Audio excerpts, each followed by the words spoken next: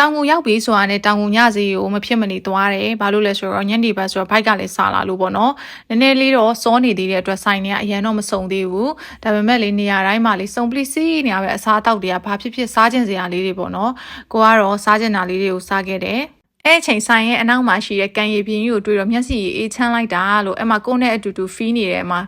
ကောင်လေးလားကောင်မလေးလားမသိသူကလည်းရှိတယ်မော်ရယ်ကဖြတ်လျှောက်သွားသေးရပေါ့နော်ချစ်စရာလေးဒီမှာဒီလုံးဝမျက်စိကိုအေးချမ်းပြီးတော့လေအဲ့နေရာလေးမှာလည်းထိုင်လို့အရန်ကောင်းတာပဲကိုကလည်းပေါ့နော်အကင်မှာထားတော့အကင်စောင့်ရင်းနေပေါ့နော်အမကန်လေးကိုကြီးလိုက်ဒီဘက်ကအကင်နေမှာတရေယူလိုက်ဒီလိုလေးလုပ်နေတာပေါ့နော်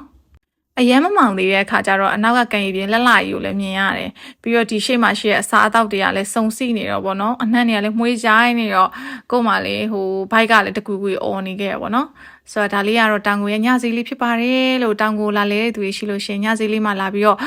မုတ်လေးတွေလာပြီးတော့စားလို့ရပါတယ်လို့ဒါလေးရပေါ့နော်အဝေးကနေလာလိမ့်မဲ့သူတွေအတွက်ကိုလည်းညွှန်ပေးလိုက်တာပါလို့ဆိုတော့အားလုံးပဲကျေးဇူးတင်ပါတယ်နော်ပြန်ပြီးတော့မုတ်စားလိုက်ပါအောင်မယ်